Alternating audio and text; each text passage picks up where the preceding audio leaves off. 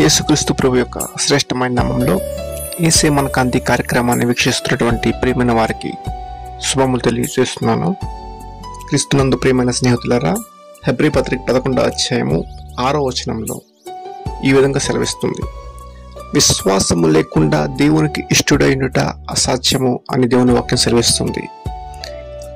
పాత నిబంధన గ్రంథంలో ఇజ్రాయేలు ప్రజలను దేవుడు పగలు మేఘస్తంభంలోను రాత్రి అగ్నిస్తంభంలోనూ ఉండి నడిపించిన దేవుడు ఆయన. బైబిల్ సెలవిస్తున్న మాట ఏమిటంటే, అన్ని అద్భుత కార్యాలు ఆశ్చర్య కార్యాలు చూసినప్పటికీ కూడా వారు ఆయనందు విశ్వాసం ఉంచలేదు అని బైబిల్ సెలవిస్తుంది. కాబట్టి అరణ్యంలో ఆకులు రాలిపోయినట్టు వారు రాలిపోవటం మనం గమనిస్తూ ఉంటాం. క్రీస్తునందు ప్రియమైన స్నేహితులారా, మన జీవితంలో దేవుడు ఎన్నో గొప్ప కార్యాలు, ఆశ్చర్య కార్యాలు, స్వస్థతలు, ఆశీర్వాదాలు కలుగుట మనం చూచినప్పుడు ఆయన నిజమైన దేవుడిని గుర్తించి ఆయన నామమున బాప్తిస్మం పొంది సంఘంలో చేర్చబడిన తర్వాత మన జీవితంలో ఎదురయ్యే కొన్ని సమస్యల వైపు మనం చూచి విశ్వాసం కోల్పోతున్నామా? ఈరోజు మనం గమనించుకోవాలి.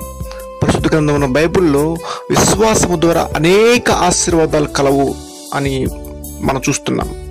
విశ్వాసము ద్వారా స్వస్థత, విశ్వాసము ద్వారా నీతి, విశ్వాసము ద్వారా రక్షణ, విశ్వాసము ద్వారా కృప, విశ్వాసము ద్వారా సమస్తము సాధ్యము అని తెలియపరుస్తుంది బైబిల్.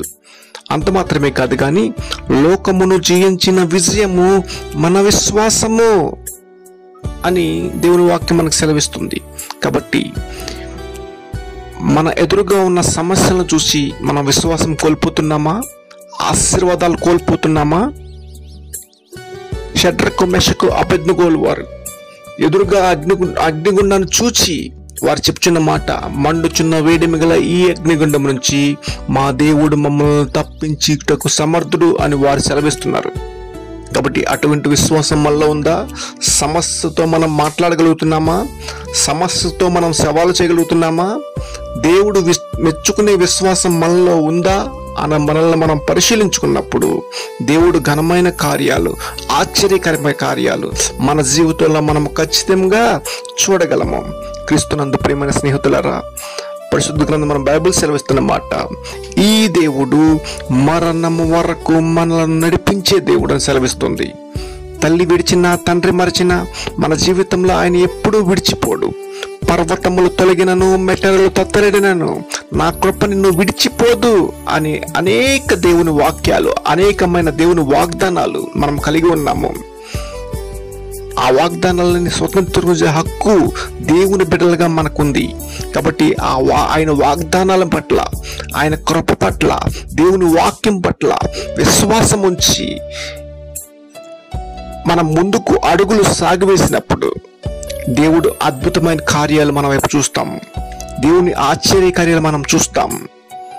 కాబట్టి ఆ రకంగా సమస్య వైపు చూసి సన్నగి మన విశ్వాసం సొమ్మగిల్లిపోకుండా దేవుని వైపు చూచినప్పుడు, దేవుని శక్తి వైపు చూచినప్పుడు, దేవుని కృపను ఆశ్రయించినప్పుడు మనం మన జీవితంలో ఎన్నో అద్భుత కార్యాలు జరిగిస్తాము. దేవుని వాక్యం సెలవిస్తున్న మాట, ఆయన యందు విశ్వాసం ఉంచువాడు సిగ్గుపరచబడడు అని వాక్యం సెలవిస్తుంది. కాబట్టి అటువంటి కృప మనం కలిగి ఉండాలంటే ఖచ్చితంగా మన జీవితంలో విశ్వాసం ఉండాలి. ఈ లోకంలో దేవుడు చదువు ఉన్న వారిని మెచ్చుకోవటం లేదు, ఇష్టపడటం లేదు. జ్ఞానం ఉన్న వారిని ఇష్టపడటం లేదు.